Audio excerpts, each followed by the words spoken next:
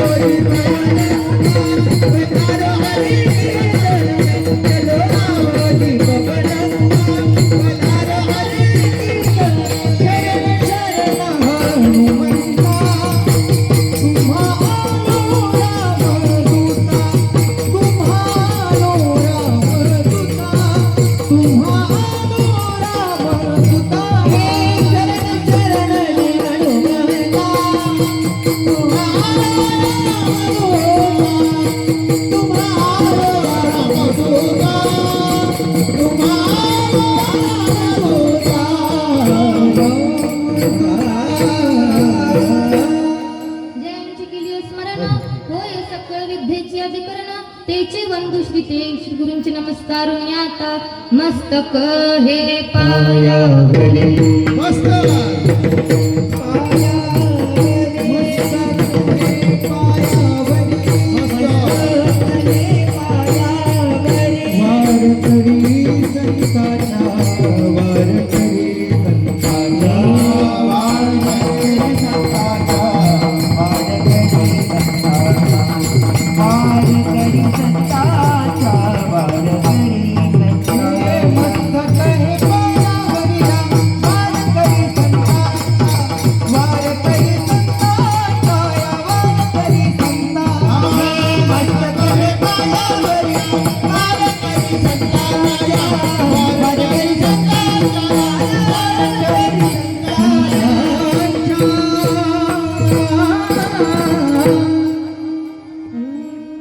संतांचा उपकार सांगवया नाही पार आपण सारिके करीती याती कुळ नाही चित्ती प्रस्तुत प्राप्त प्रसंगी प्राप्त स्थळी प्राप्त वेळी कीर्तन रूपी सेवेकरता निवडलेला अभंग भगवान परमात्म्याचे लाडके लढिवाळ भक्त शांतीचे सागर शांतीचे आगर शांती ब्रह्म एकनाथ महाराज त्यांच्याबद्दल मला म्हणावंच वाटेल. नाथांनी केले भक्तीचे मंथन म्हणून आला देवकी नंदन त्याने उगळविले चंदन अशा नाथांना त्रिवार वंदन.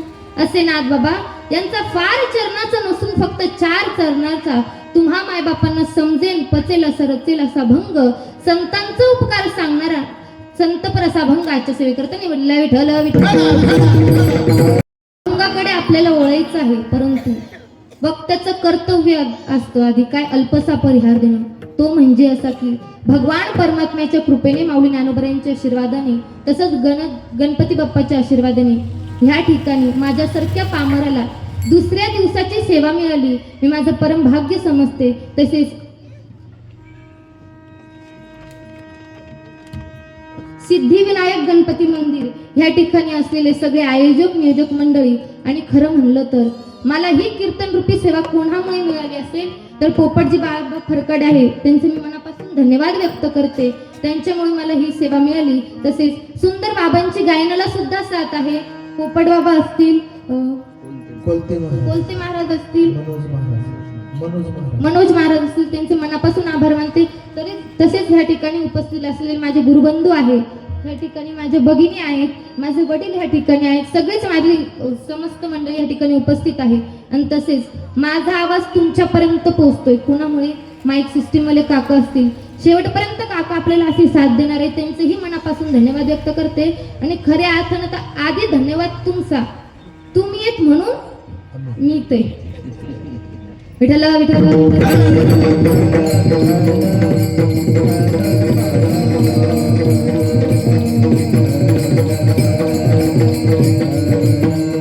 आणि खरं म्हणलं तर 2 नाव राहूनच गेली बघा. ह्या ठिकाणी उपस्थित असलेले करण दादा जाव चौधरी असतील, सुंदर असे दादांची साथे या ठिकाणी माझे भाऊ आहे केशव महाराज जंगम.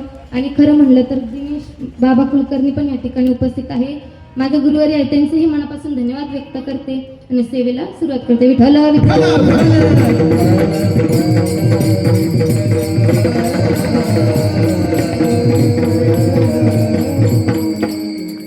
पहा, आपल्याला अभंगाकडे वळायचं आहे, पण त्याआधी आपण अभंगाचा सरळ अर्थ पाहूया. पहा, अभंगामध्ये नाथ महाराज काय सांगतात, अभंगाद्वारे नाथ महाराज सांगतात की जे संत आहेत ते त्रिविध भेदशून्य परमात्मा सारखे आहेत, त्यांचे उपकार हे अमर्यादित आहे. पहा, जी वस्तू मर्यादित असते त्या वस्तूचं वर्णन आपण करू शकतो, पण त्याच उलट जी वस्तू अमर्यादित आहे म्हणून नाथ महाराज म्हणतात मी त्यांच्या उपकाराचं वर्णन करू शकत नाही. संतांचा उपकार सांगावया नाही पार. पहा, असे असणारे संतांचं स्वरूप, ज्याप्रमाणे संतांचं स्वरूप आहे त्याप्रमाणे संत ह्या जगाला करतात, कोणतीही जातपात पाहत नाही, त्यांच्यावर कृपा करतात. आपण सारखे करीती याती कुळ नाही चित्ती. पहा, संत हे कसे आहे तर उदार आहे, कोणताही भेदभाव करत नाही, आपल्यासारखं करतात. संतांचं अंतकरण कसं आहे, दयांतरात वसे दुजेपण तेथे नसे. पहा, संतांचं हृदय कसं आहे तर दादा त्यांच्या अंतकरणामध्ये दया आहे, क्षमा आहे, शांती आहे. त्या सगळ्या गोष्टी ज्यांच्यामध्ये वास करतात ना ते आहे संतांचं अंतकरण. म्हणून शेवटी नाथ बाबा सांगतात की उधारपणे उधार एका जनार्दनी निर्धार. नाथ बाबा शेवटी सांगतात मी निर्धार करून सांगतो की संतांचा स्वभाव कसा आहे तर उधार आहे. हा झाला अभंगाचा सरळ सरळ अर्थ. उर्वरित वेळेमध्ये अभंग सोडवण्याचा प्रयत्न करते. विठ्ठल विठ्ठल.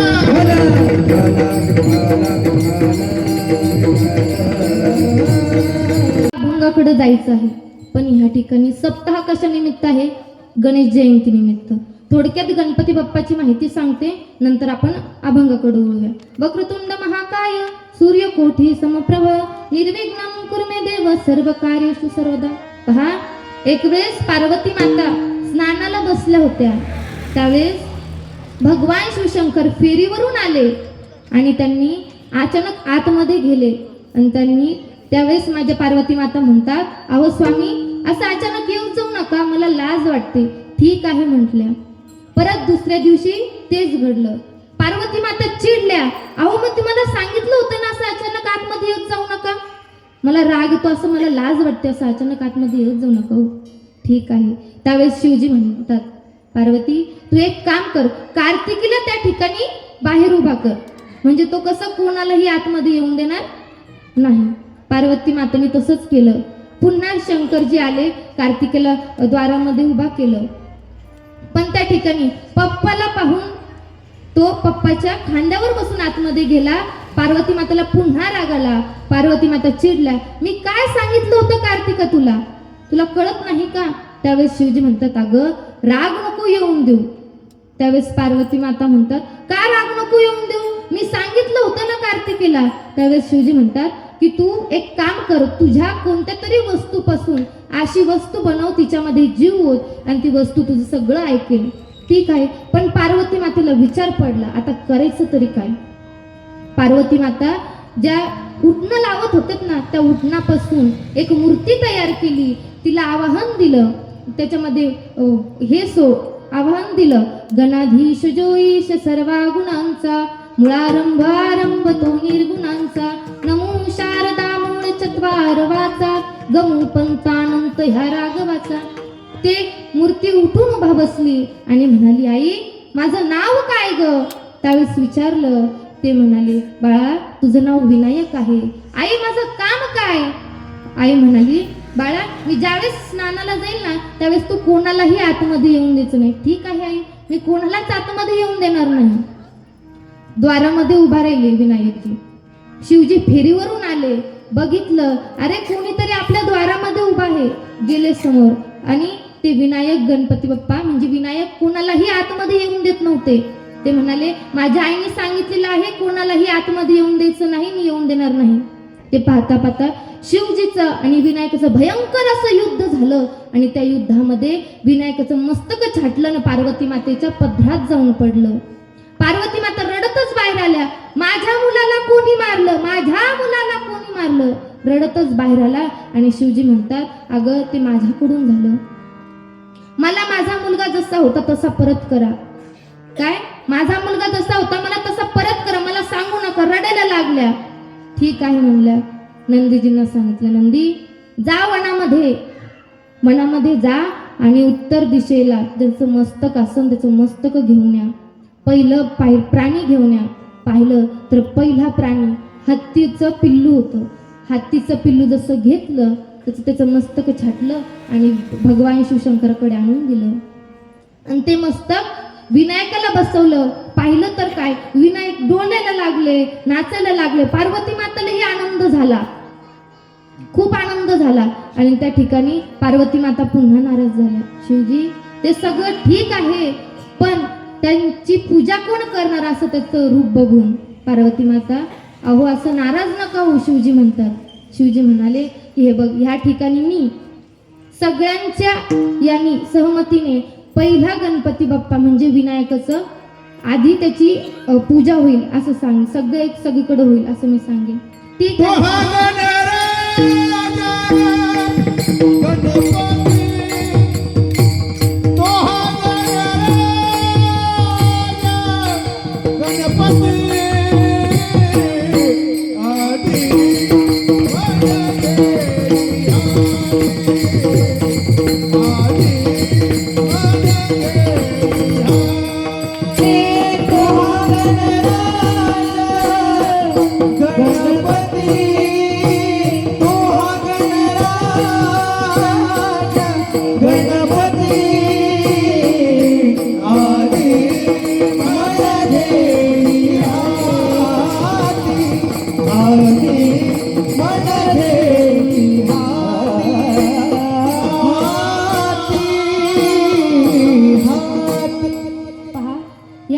बघा, कोणतीही पूजा करत असताना आधी गणपती बाप्पाची पूजा करायची, त्यानंतर दुसऱ्या देवांची पूजा करायची. बरं का महिला मंडळ, कळलं का? आधी गणपती बाप्पाची पूजा करायची, नंतर तुम्ही कशाचीही पूजा केली तरी चालेल. सुंदर अशी ही कथा. बघा आता आपण अभंगाकडे वळूया. अभंगामध्ये नाथ महाराज सांगतात, अभंगामध्ये नाथ महाराजांचा अधिकार आपल्याला बघायचा आहे. किती अधिकार संपन्न होते नाथ बाबा. अहो अभंगाचे जनक जन्मदाते शांती ब्रह्म एकनाथ महाराज आहे. किती अधिकार संपन्न होते बरं नाथ बाबा. नाथ महाराजांची व्याख्या नाथ महाराज आपल्याला सांगतात की बघा, त्या व्याकरणाच्या भाषेत सांगायचं ठरलं तर अधिक प्लस करावं, नंतर विठला विठला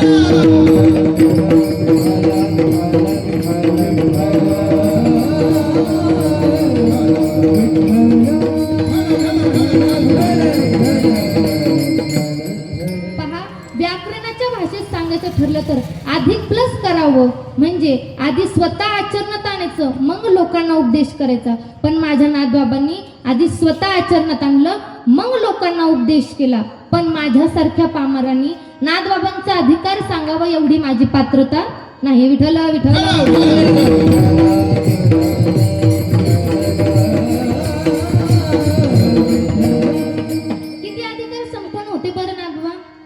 नाथांच्या जीवनामध्ये आपल्याला त्रिवेणी संगम पाहायला मिळतो. पहिले म्हणजे माझे नाथबाबा शांत होते, दुसरं म्हणजे संत होते आणि तिसरं म्हणजे श्रीमंत होते. असे असणारे नाथबाबा, माझे नाथबाबा शांत कसे होते आपण ते बघूया. अहो माझ्या नाथांच्या अंगावरती एक नाही, दोन नाही, तीन नाही, तब्बल 108 वेळेस यंगवन अंगावरती थुंकला तरी सुद्धा माझ्या नाथांना राग आला नाही. मला सांगा महिला मंडळ, आपल्या शेजारीनं आपल्या दारात कचरा आणून लावला तर आपण लगेच तुला भांडायला लागतो. पुरुष मंडळ मला सांगा, आपल्या जर एखाद्याने धक्का दिला तर आपण त्याला काय का नाही ते बोलून जातो. पण माझे नाथबाबा, अहो आभाळ जरी कोसळून गेले ना तरी सुद्धा माझ्या नातरांची शांतता भंग होणार नाही इतकी माझी नातरे शांतता होते. अहो त्यांच्या अंगावर 108 वेळेस जेवण अंगावरती थुंकला तरी सुद्धा त्यांना राग आला का? प्रसाद देऊनी मुक्त केला, प्रसाद देऊनी मुक्त केला, प्रसाद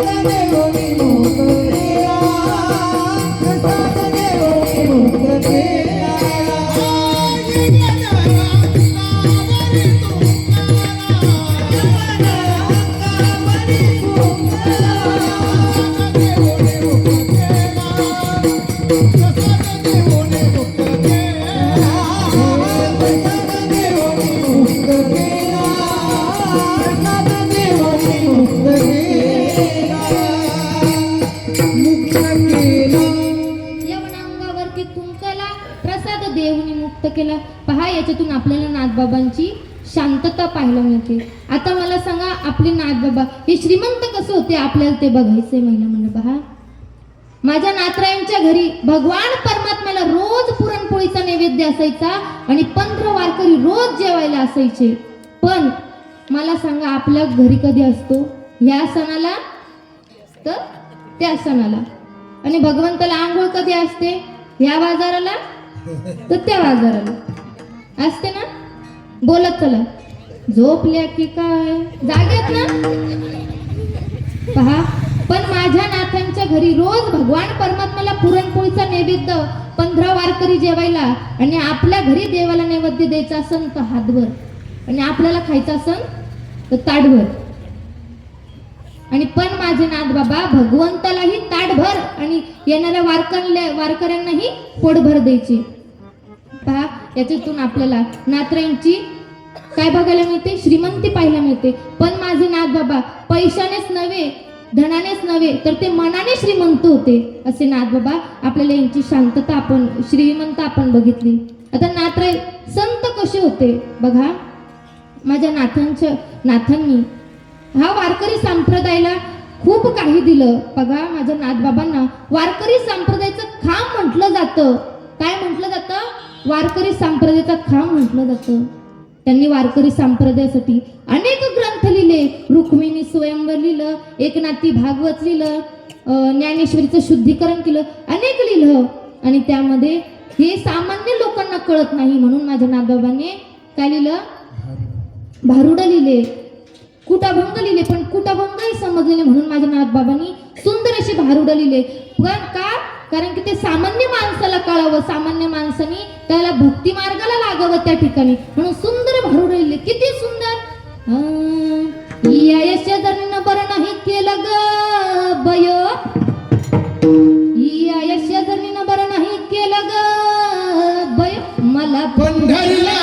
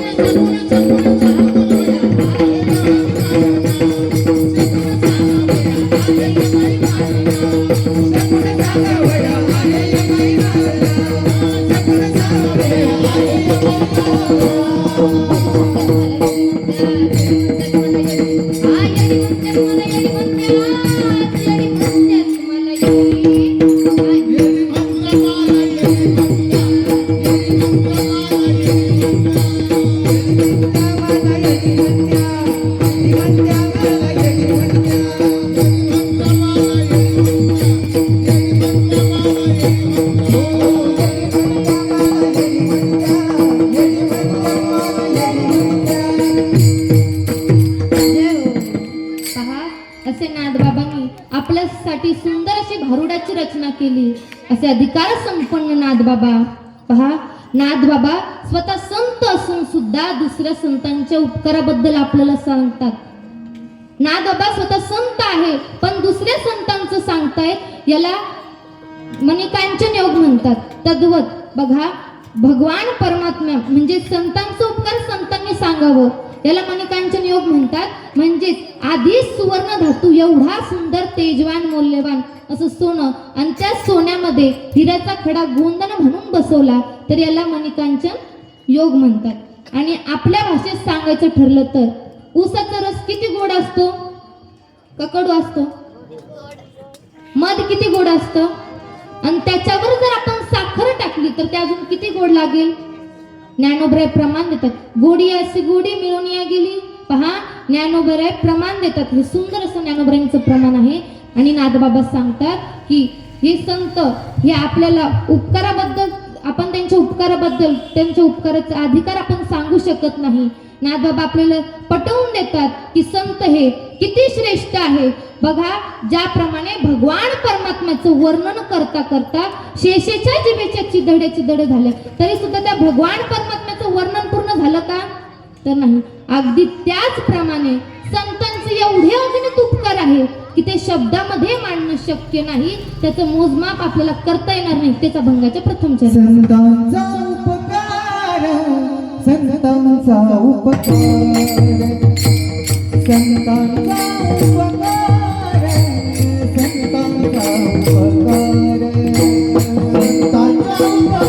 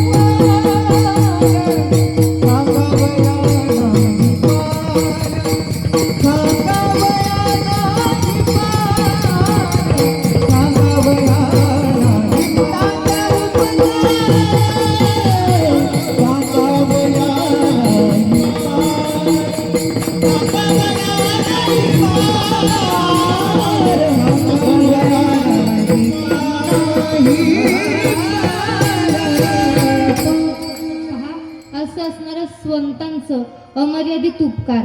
नाथ महाराज आपल्याला सांगतात की त्या संतांचा उपकार आपण सांगू शकत नाही, इतके व्यापक उपकार त्यांचा आहे. पण पहा, अभंगाच्या प्रथम चरणामध्ये संत हा शब्द आलेला आहे.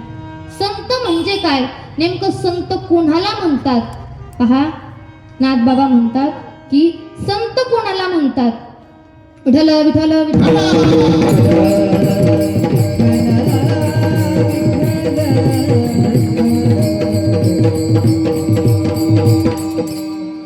या ठिकाणी आपण संतांचं स्वरूप बघू. पण संत कोणाला म्हणतात? पहा, आजच्या ह्या कलियुगामध्ये असे अनेक लोक आहेत की ते स्वतःला संत समजतात आणि काही असे अनेक लोक आहेत की ते त्यांना संत मानतात. नव्हती ते संत करिता कवित्व, संतांचे ते आप्त नव्हती संत, येथ नाही वेश सरते आडनाव, निवडे घावडाव भावे अंगी, नव्हते संतपण तीर्थाटन, सेविली यावन नव्हती संत, नव्हती ते संत माळा मुद्राच्या भूषणे, भस्म उधळणे नव्हती संत. पहा, अशा कशानेही संत होता येत नाही. तुकोबराय स्पष्ट सांगतात, कशाही संतच होता येत नाही. तुकोबराय म्हणतात की तुका म्हणे सत्य सांगो, येवो ती राग येती. तुकाराम महाराज स्पष्टपणे सांगतात, अशा कशानेही संत होता येत नाही. बघा, कवित्व केल्याने, वेद पठन केल्याने, तप तीर्थयात्रा केल्याने, गळ्यामध्ये माळ घातल्याने, भस्म लावल्याने अशा कशानेही संत होता येत नाही. पहा, धन दिलं तर धन देऊन सुद्धा संतपणा विकत मिळणार नाही. अहो, आकाश पाताळ धुंडाळून जरी काढलं तरी संतपण मिळणार नाही. नाही संतपण मिळती या हाती, बिनसात पाटी राणी भरती. नाही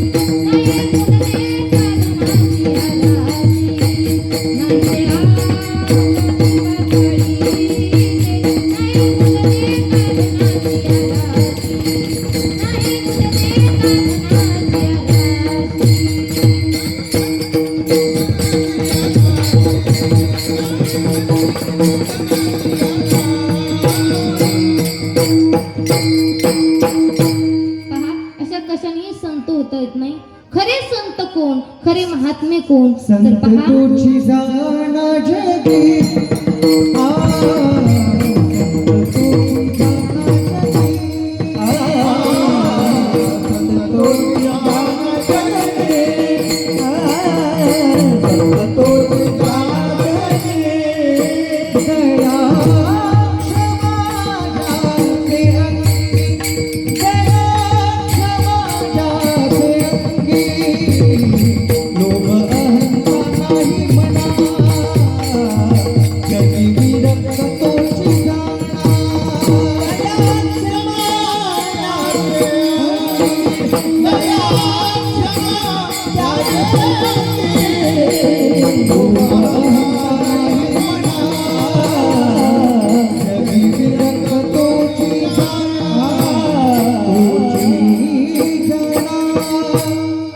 खरे संत कोण, तर पहा, जे संत खूपही विरहित होतात, म्हणजे भगवान परमात्म्याचं सच्चित आनंद स्वरूप, ज्या सच्चित आनंद स्वरूपामध्ये त्या भगवान परमात्म्याचं जे सत्य स्वरूप आहे, त्या सत्य स्वरूपामध्ये जे लीन होतात ते आहे संत.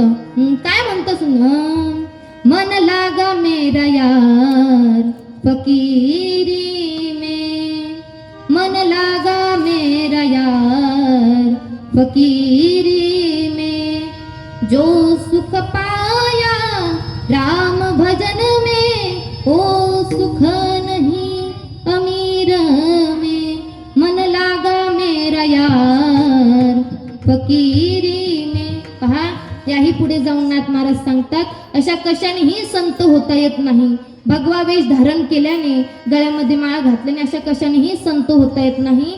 पहा, नाथ महाराज सांगतात की संत विठ्ठल विठ्ठल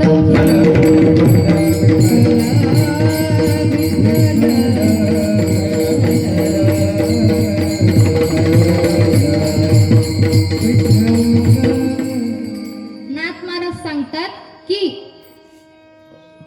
विठ्ठल विठ्ठल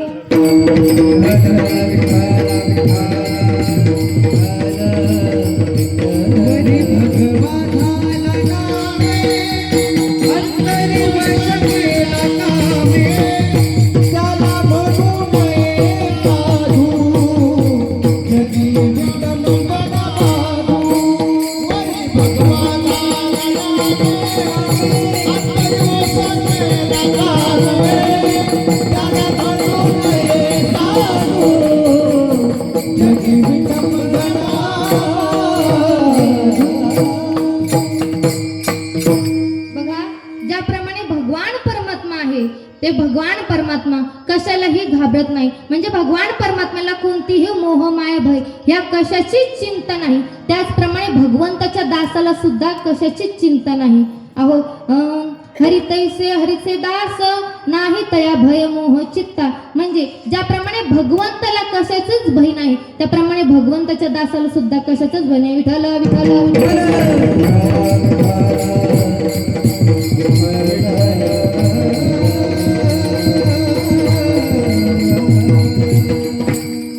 पहा, हे झालं भगवंताचं सत्य स्वरूप, सत्य स्वरूप. पहा, यापुढे आपण संतांचा उपकार पाहू. उपकार हा शब्द फार मोलाचा आहे दादा. उपकार हा कोणावर केला जातो? उपकार म्हणजे काय? पहा, कोणतीही अपेक्षा न ठेवता त्याच्यावर उपकार केला जातो. आणि कोणत्याही हिताचा उपकार म्हणजे विठ्ठल विठ्ठल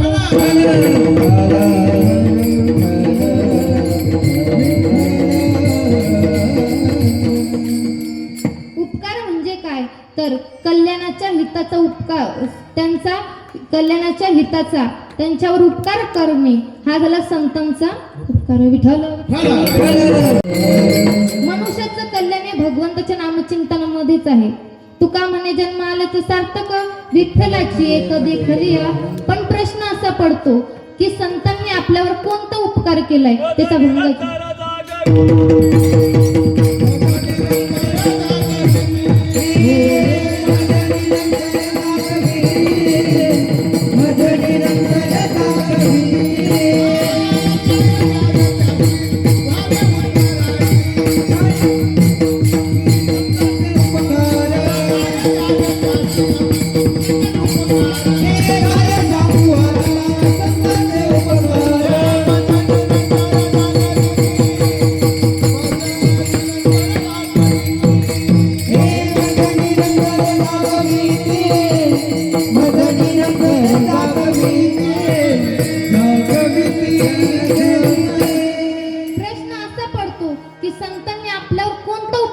त्याचा भंगाच्या दुसऱ्या चरणात आपणा सारखे करीते,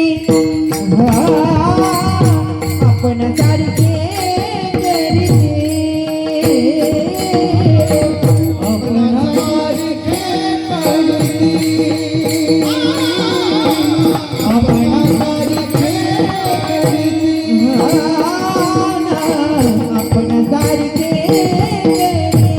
करीते,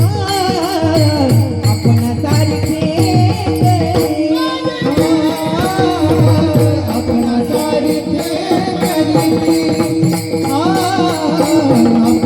सारखे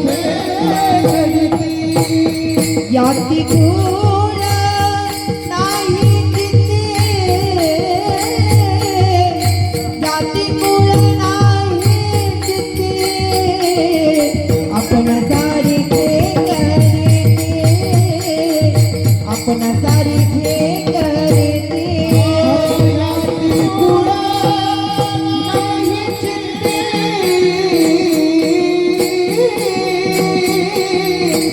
याती गुण आपण सारखे हो, आपण सारखे करते, याते गुण नाही ते, याती गुण नाही ते, याती गुण नाही ते, हो आपण सारखे करते, याती गुण नाही ते, याती गुण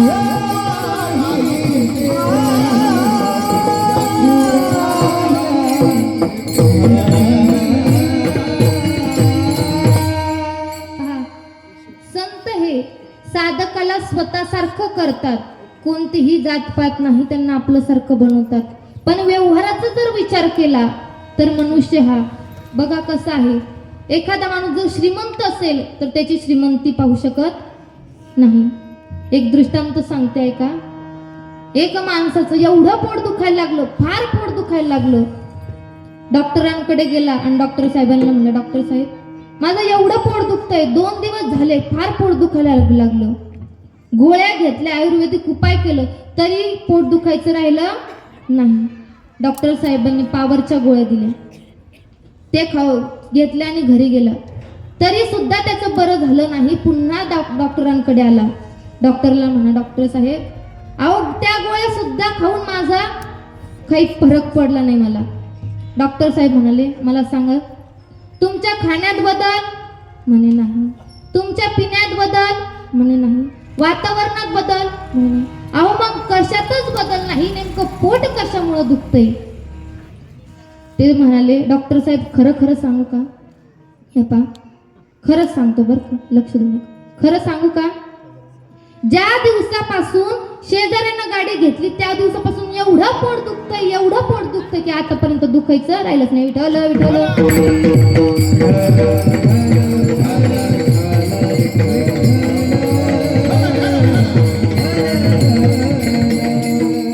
पहा दादा, माणूस किती विचित्र असतो, फार विचित्र असतो. अहो आपण जर श्रीमंत व्हायला लागलो तर त्याला ते सुद्धा पचत नाही. अहो माणूस फार विचित्र असतो दादा. म्हणजे धड घोड्यावरही बसू देत नाही, धड पायही चालू देत नाही. दृष्टांत संपला, सिद्धांत असा आहे की माणूस हा स्वार्थी आहे, पण जे माझे संत आहेत ना ते निस्वार्थीपणाची वृत्ती आहे. पहा संत हे त्यांच्यासारखं आपल्याला बनवतात, त्यांच्यासारखं करतात, आपणासारखे करती याची कोण नाही चित्ती.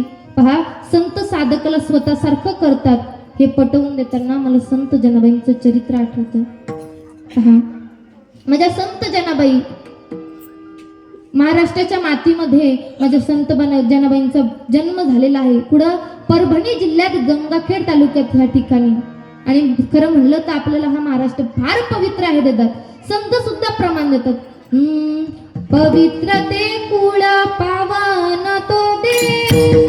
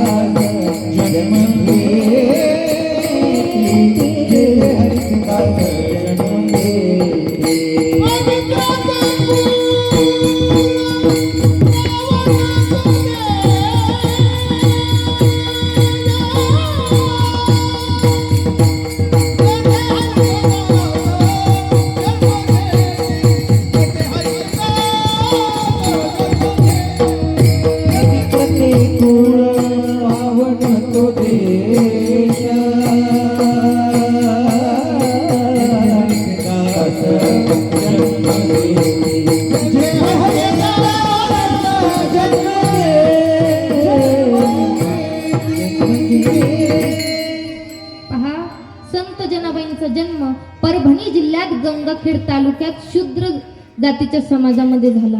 पहा जनाबाई यांची संगत नामदेवरायांमुळे घडली. तर बघा माझ्या नामदेवरायांच्या संगतीमुळे त्यांचं परिवर्तन असं झालं की त्यांना एवढी भक्ती त्यांची झाली, एवढी भक्ती त्यांनी केली की त्यांच्या भक्तीमुळं भगवंत सुद्धा त्यांच्या घरी आले, त्यांच्या दारामध्ये आले, त्यांना दळणदळू लागायला लागले. पहा दादा भक्ती कशी करावी तर माझ्या जनाबाईंसारखी करावी. पहा आपण भक्ती करतो यात नवल नाही तर देवाने आपली भक्ती केली पाहिजे. पहा देवाने आपल्या घरी आलं पाहिजे, आपण देवाचं भजन करतो यात नवल नाही तर देवाने आपलं भजन केलं पाहिजे. पहा नवे नवे माझ्या जनाबाईंनी भजन करावं आणि भगवंताने सुद्धा पाठीमागं म्हणावं. विठ्ठल माझी माता ग, विठ्ठल माझा पिता. भगवंत सुद्धा माग म्हणायला लागले काय? विठ्ठल माझी माता ग, विठ्ठल माझा पिता. जनाबाई म्हणतात बहीण बंधू सखा चुलता विठ्ठल ग माझा. पहा भगवंत जनाबाई माग म्हणू लागले. पहा दादा जनाबाईंच्या माग म्हणतात पहा विठ्ठल विठ्ठल विठ्ठल.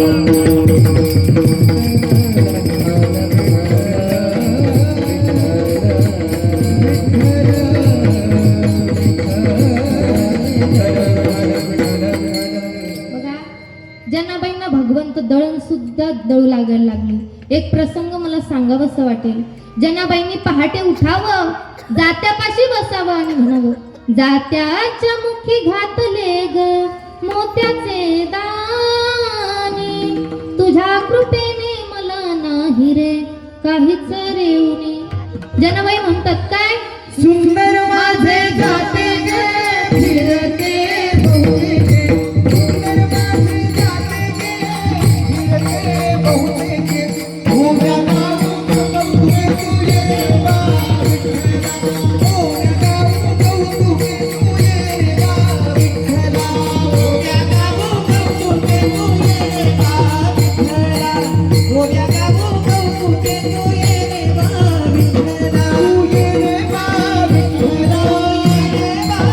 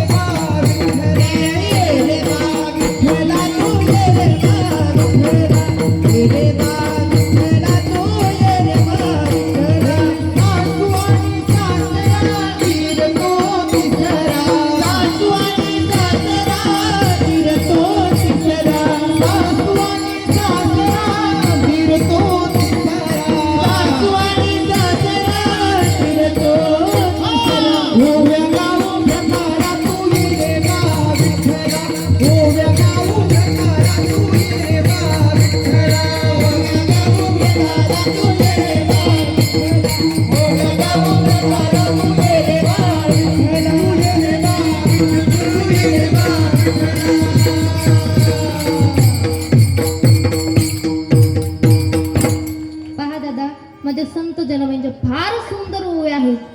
जनाबाई काय म्हणतात, सुंदर माझे जाते ग करीते बहुतेक. म्हणजे आपण जर दगडाला सुंदर म्हणलो तर शहाणी माणसं आपल्याला येड्यात काढतील, पण ज्या संतांच्या संगतीने दगडाला सुद्धा सौंदर्य प्राप्त होतंय. आणि जनाबाई म्हणतात, सुंदर माझे जाते ग फिरते बहुतेक, ओव्या गाऊ कौतुके तू ये रे बा विठ्ठला. पहा, संतांच्या संगतीनं दगड सुद्धा सुंदर होतोय. अहो माणसाचं जाऊ द्या, दगड सुद्धा सुंदर होतोय. विठ्ठला विठ्ठला.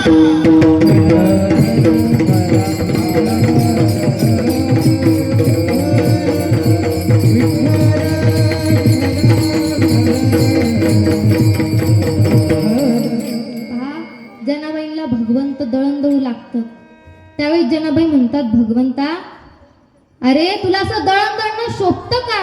अरे जगाच्या मालका, असं जर तुला कोणी पाहिलं तर लोक मला नाव ठेवतील, लोक बोलतील. जनाबाई, अगं तूच तर आता म्हणत होतीस ना, काय विठ्ठल माझी माता ग, विठ्ठल माझा पिता ग. अगं मी ह्या जगाचा जरी देव असलो तर तुझे मायबाप आहे आणि तू माझं लेकरू आहे. लेकराचं कष्ट कमी करणं हे मायबापाचं कर्तव्य असतं आणि मी ते माझं करतोय. पण देवा, असं हे जर कोणी बघितलं तर लोक मला नाव ठेवतील. बघा, भगवंत जनाबाईंना दळण दळू लागतात. एक दिवस असं झालं की भगवंत दळण दळता दळता भगवंताला झोप लागली आणि पहाटे काकडा आरतीची वेळ झाली. आणि त्यावेळेस जनाबाई उठवतात, उठा देवा, काकडा आरतीला जाण्याची वेळ झाली. पहा, त्या ठिकाणी भगवंत जनाबाईंच्या जात्यासमोर त्यांचे दागदागिने विसरून जातात आणि त्या ठिकाणी जनाबाईंची घोंगडी घेऊन जातात. घोंगडी घेऊन जातात महाद्वारामध्ये. आणि महाद्वारामध्ये सगळे साधू संत मंडळी त्या ठिकाणी भगवंताची अर्चना करतात, देवपूजा करतात. पाहता देवाला म्हणतात, येतात, देवाची भक्ती करतात, पूजा करतात. महाद्वारी वैष्णव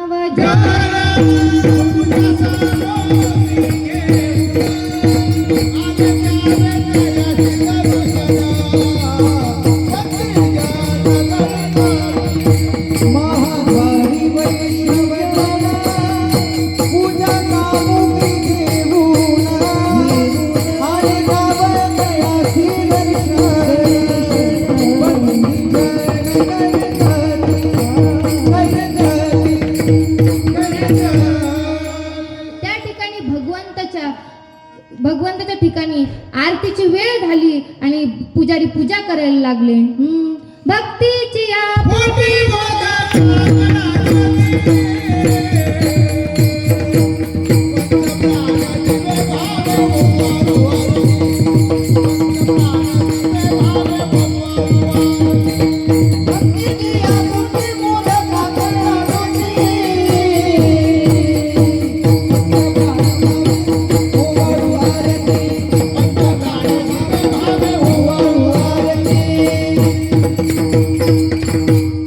भगवंताची देवपूजा करतात पुजारी.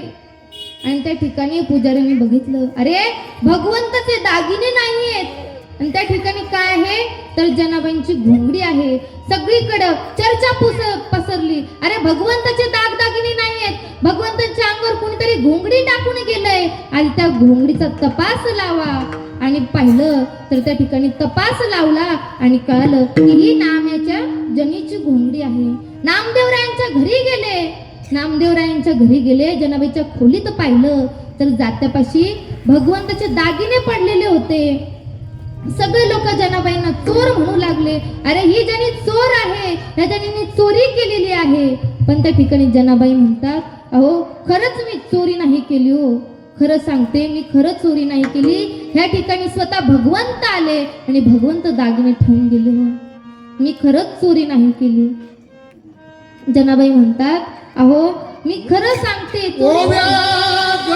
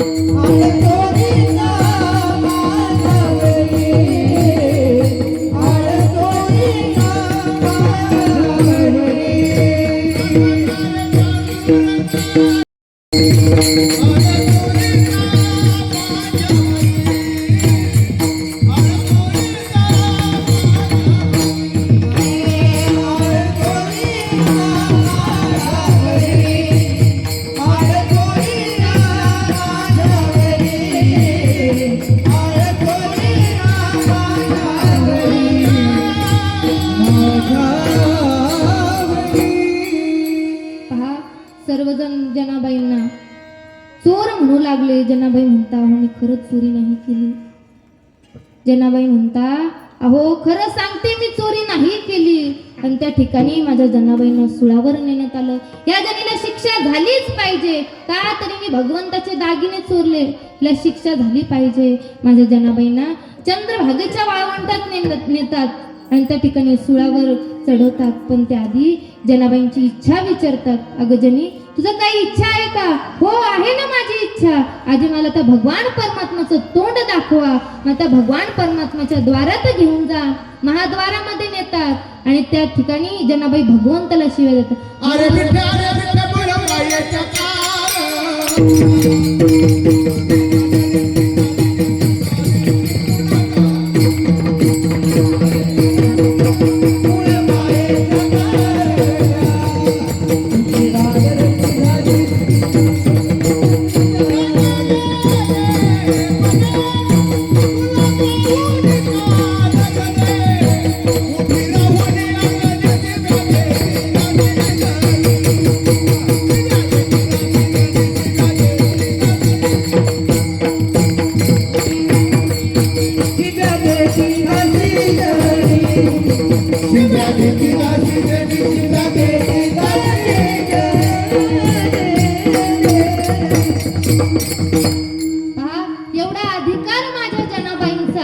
की तिने जगाच्या मालकाला शिव्या द्यावं, एवढा अधिकार माझ्या विठ्ठल विठ्ठल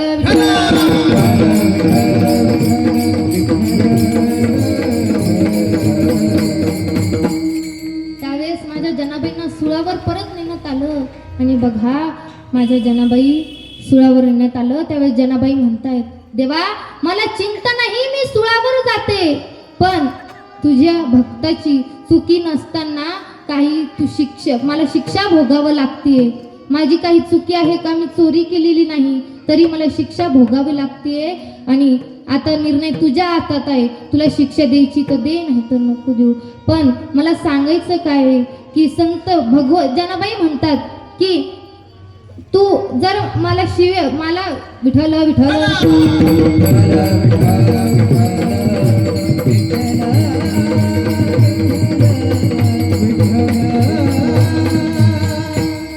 पहा, भगवंताला सांगते जनाबाई, भगवंता माझी चुकी नाही रे, मी चोरी केलेली नाही तरी तुझ्या भक्तावर आळ आलेला आहे. आता निर्णय तुझ्या हातात आहे, तुला शिक्षा द्यायची की नाही. त्यावेळेस भगवंताचा धावा करतात जनाबाई आणि म्हणतात की देवा, अरे जगाच्या मालका, तुला कळतंय का?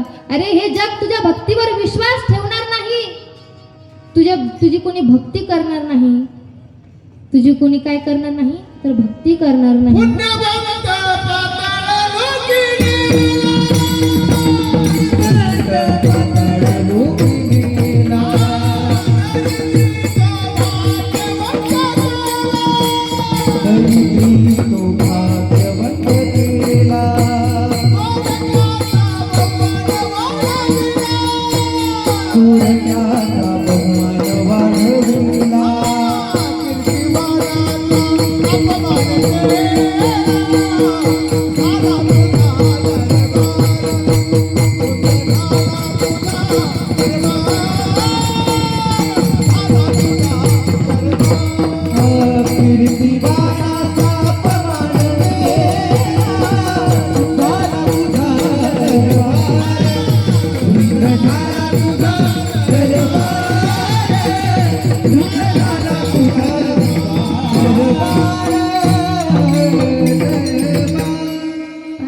या ठिकाणी जनाबाईंनी त्या सुळाला हात लावावं तर काय, त्या सुळाचं पाणी झालं आणि सगळे आश्चर्यचकित झाले. अरे या सुळाचं पाणी झालं, एवढा अधिकार माझ्या जनाबाईंचा आहे, या तिकडून नाही चित्ती. म्हणजे संतांचा एवढा अधिकार आहे, माझ्या जनाबाईंचा फार अधिकार आहे. विठ्ठल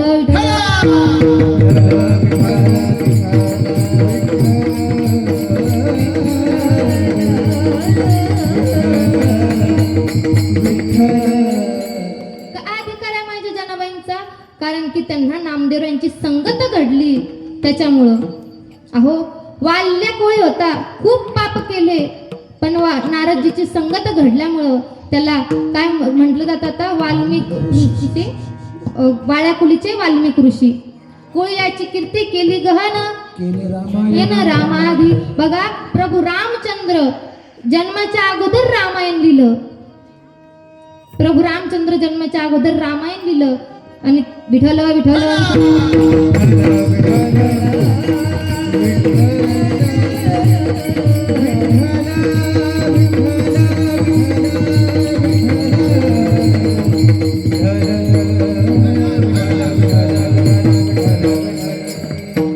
यातून मला सांगायचं काही की संत त्यांच्या सारखं करतात, म्हणजे संतांची नाही संगत काळ्या वेळात याल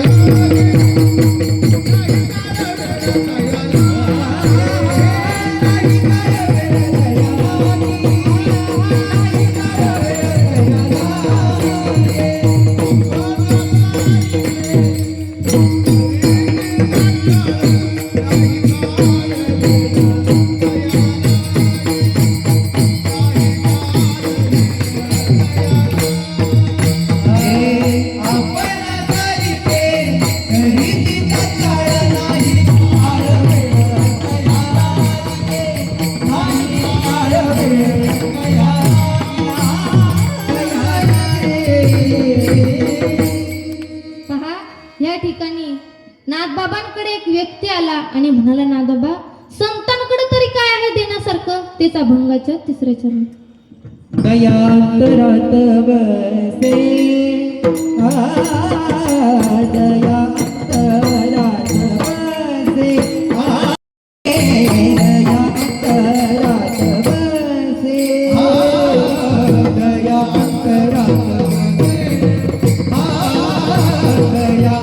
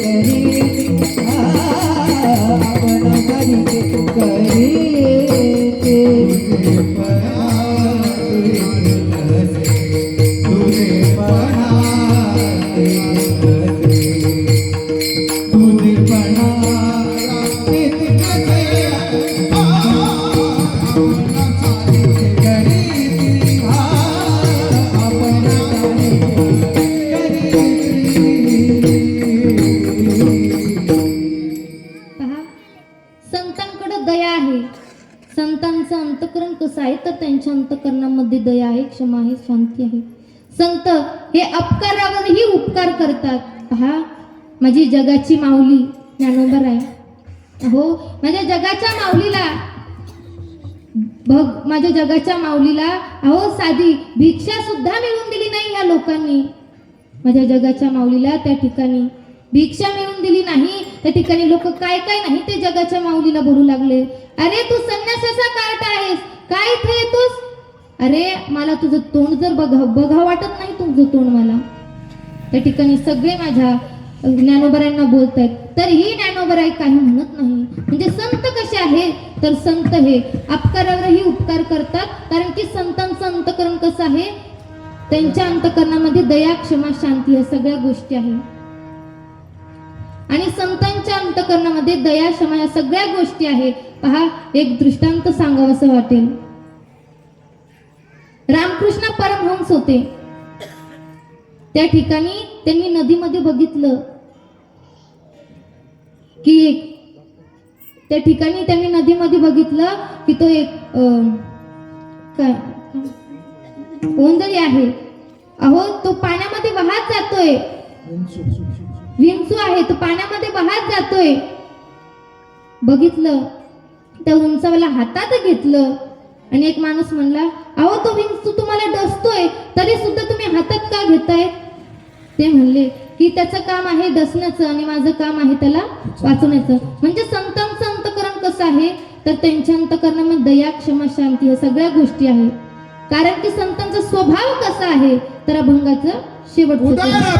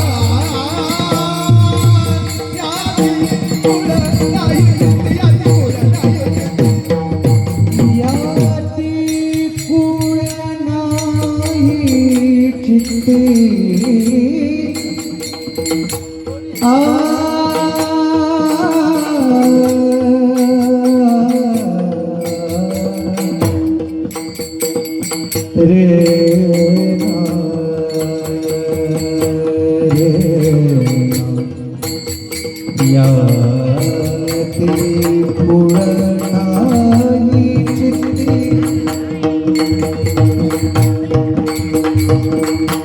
रे याती कुळ नाही चित्ती रे सधनी याती याती नाही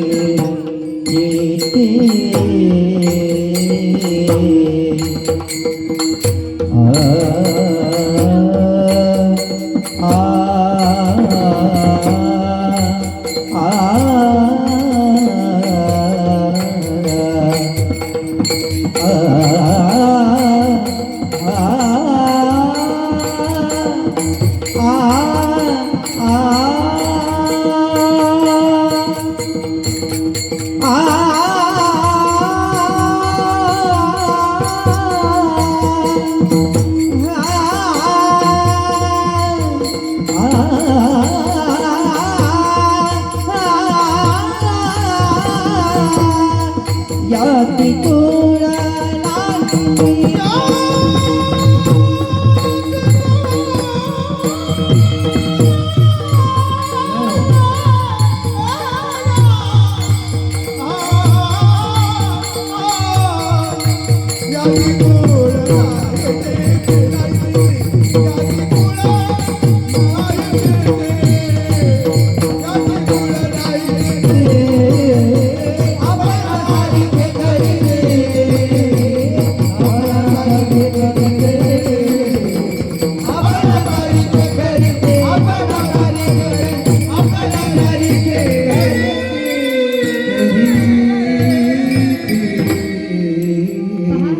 संत हे उदार आहे, आपल्यालाही उदार व्हायचं आहे, भगवंताचं नामचिंतन घ्यायचं आहे. देवाने आपल्याला देह कशासाठी दिलाय? देवे दिला देह भजन घुमटा, तो या झाला फाटा बाधिकेचा. सगळ्यांनी दोन्ही हात वरती घ्यायचे आणि भगवंताचं नामचिंतन करायचं.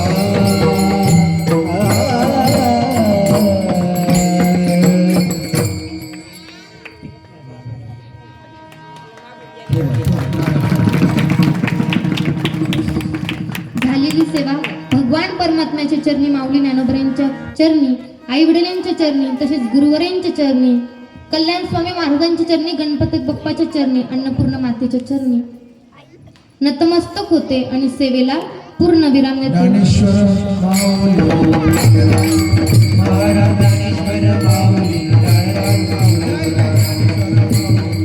उदार